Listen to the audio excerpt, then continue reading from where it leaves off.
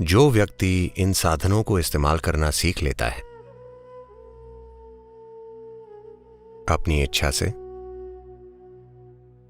कुशलता से, वो स्वाभाविक रूप से एक असरदार मनुष्य बन जाएगा। इंसान एक संभावना है। आप इसे एक ऊंची संभावना बना सकते हैं। अगर ऐसा होना है तो हमें साधनों पर थोड़ी धार देने की जरूरत है।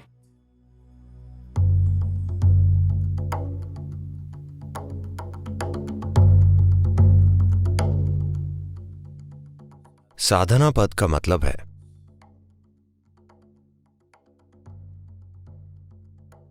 साधन यानी उपकरण,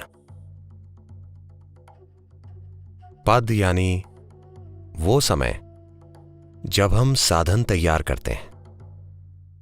हमारे पास कौन से औजार हैं? अगर आपका स्क्रू ढीला है तो शायद आप एक पेचकस या पाना लेकर चलें। Otherwise, as a human being, the only tools that you have is your body, your mind and your energies. These are all the tools you have. वरना एक इंसान के रूप में आपके पास जो औजार हैं वे सिर्फ आपका शरीर, मन और आपकी ऊर्जाएं हैं। आपके पास यही साधन है। जो व्यक्ति इन साधनों का इस्तेमाल करना सीख लेता है अपनी इच्छा से, कुशलता से, वो स्वाभाविक रूप से एक असरदार मनुष्य बन जाएगा। जो व्यक्ति शरीर या मन या ऊर्जाओं का सचेतन और अच्छा उपयोग करना नहीं सीखते, वे हमेशा सोचेंगे दुनिया में नाइंसाफी है। ओह, दूसरे भाग्यशाली हैं। मैं उससे ज्यादा बुद्धिमान हूं, पर सभी उसका साथ देते हैं। हम हमेशा यही कहानियां सुनते हैं। आप अपने जीवन में असफल होकर कई कारण और फिलॉसफी बता सकते हैं, या आप एक सफल मनुष्य हो सकते हैं। बस यही दो तरीके हैं। बस यही विकल्प है। जिन्हें अपने आप में या दुनिया में सफलता नहीं मिलती, उन्हें हमेशा शिकायत होती है, मैं ऐसा इसलिए हो गया हूं क्योंकि मेरे पिता का बर्ताव मेरे साथ अच्छा नहीं था।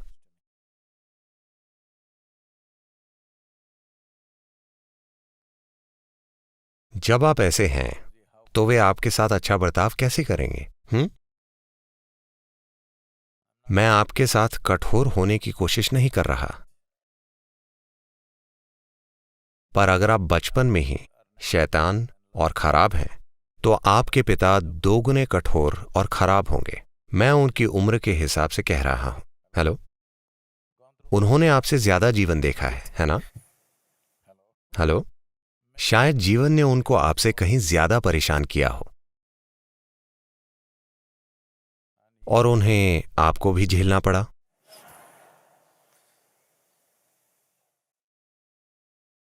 ये एक चीज, अगर आप साधना करना चाहते हैं, अगर आप अपने जीवन में इन तीन बुनियादी उपकरणों शरीर, मन और ऊर्जा का उपयोग करना चाहते हैं, तो सबसे पहली चीज हम आपके भीतर इसे उतार रहे हैं इनर इंजीनियरिंग के पहले दिन से ही, कि मेरे भीतर बाहर जो कुछ भी होता हो,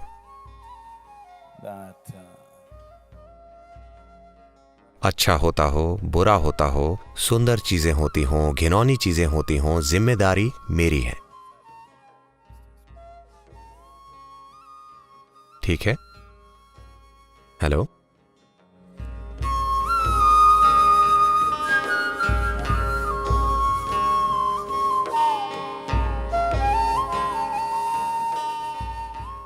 क्या आपने अपने भीतर यह समझ लिया है? अगर सफलता मिलती है तो वजह मैं हूं, अगर नहीं मिलती तो भी वजह मैं हूं। क्या आपने यह समझ लिया है? सद्गुरु, हमें लगा कि यह काम आप हमारे लिए करेंगे।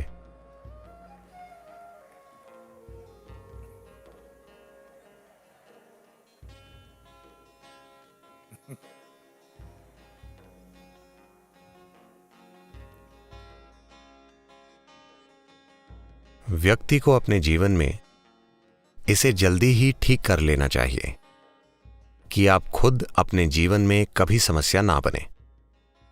आपका शरीर, आपका मन, आपकी ऊर्जाएं कभी समस्या ना बने। बाहर कुछ समस्याएं होंगी, पर हम उन्हें संभाल सकते हैं अगर ये कोई समस्या ना हो। आपके जीवन की हर चुनौती में जब यही एक समस्या होगा तो आप सिर्फ चुनौतियों से दूर भागेंगे। अगर आप चुनौतियों से भागेंगे तो जीवन की सभी संभावनाओं से चूक जाएंगे। आप बस ताइर सदम बनकर रह जाएंगे। क्या वो आपको ताइर सदम दे रहे हैं? उम्मीद करता हूं नहीं दे रहे। सबको पता है कि ये आलस पैदा करता है। तमिलनाडु में प्राइमरी स्कूल, हाई स्कूल से टीचर्स हमेशा देखते हैं कि अगर कोई सुस्त है तो वे कहते हैं, जिसका मतलब है क्या तुम दही चावल खाकर आए हो? तो वे जानते हैं कि यह सुस्ती पैदा करता है। पर सिर्फ विद्यार्थी ही खाकर नहीं आते, शिक्षक भी खाकर आते हैं।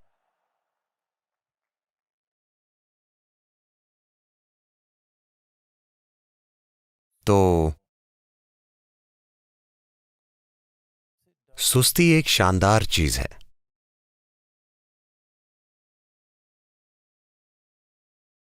ये कई समस्याओं से बचाती है, क्योंकि आपको यह भी पता नहीं होता कि कोई समस्या भी है। ये देखने के लिए थोड़ी बुद्धि चाहिए कि क्या गलत है। सब कुछ ठीक है। समस्याओं से मुक्त रहने के दो तरीके हैं। किसी ने कहा है, मुझे याद नहीं किसने, पर यह कहा है,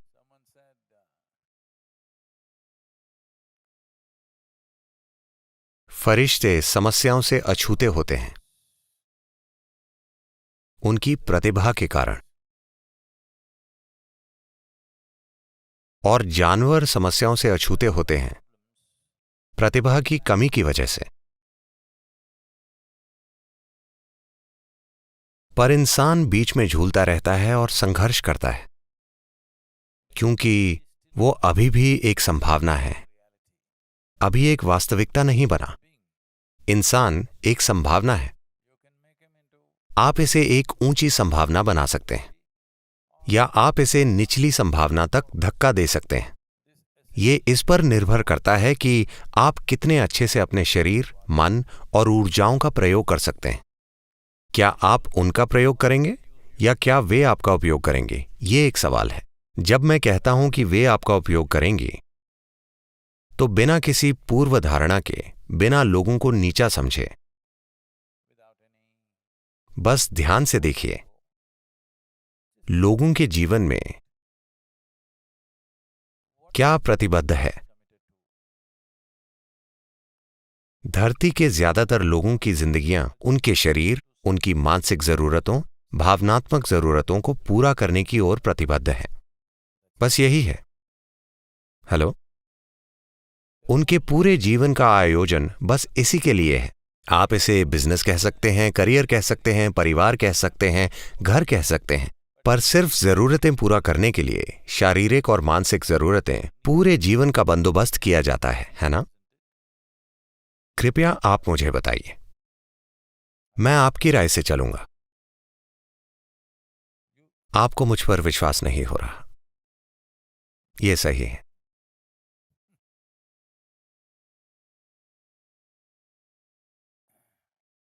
ये शरीर विज्ञान और ये मनोविज्ञान यहां आपकी सेवा के लिए है या आप उनकी सेवा के लिए?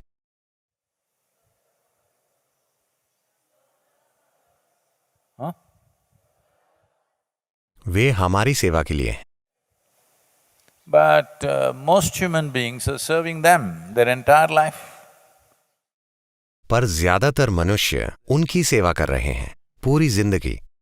नाश्ता खाते समय वे दोपहर के भोजन की योजना बना रहे होते हैं। दोपहर का भोजन करते समय वे रात के खाने की योजना बनाते हैं। तो बस खाने, मकान, सुरक्षा, एक दूसरे के प्रति भावनाओं की बातें होती हैं। वाकई पूरा जीवन बस शारीरिक और मानसिक जरूरतों के इर्द गिर्द घूमता है। इसे ही सामान्य जीवन कहा जाता है। तो मेरा इरादा है कि आप असामान्य हो जाएं, कि आप अपने शरीर और मन का उपयोग करके इस जीवन का विकास करें, जीवन को गुलाम ना बनाएं। अगर ऐसा होना है तो हमें साधनों पर थोड़ी धार देने की जरूरत है। नहीं तो सुबह 5 बजे शरीर कहता है बकवास, चुपचाप सो जाओ। मैंने सोचा जो लोग मरना चाहते हैं वे ऐसे होते हैं, पर जो लोग जीना चाहते हैं वो ऐसा क्यों करेंगे? हेलो, जो लोग मरना चाहते हैं वे अपनी आंखें बंद करेंगे। जो लोग जीना चाहते हैं उन्हें सूरज की पहली किरणें देखने के लिए उठ जाना चाहिए, इससे पहले कि किरणें धरती तक पहुंचे। आपको सबसे पहले सूरज की किरणों को देखना चाहिए, ना कि कीड़े मकोड़ों को, ना कि पक्षियों को, ना कि घास की पत्तियों को। आपको सूरज की किरणों को देखना चाहिए। रोज अगले 2 सप्ताह के लिए सूरज की पहली किरणें अपने शरीर पर पड़ने दीजिए और देखिए क्या होता है। आप एक बिल्कुल अलग जीवन जिएंगे।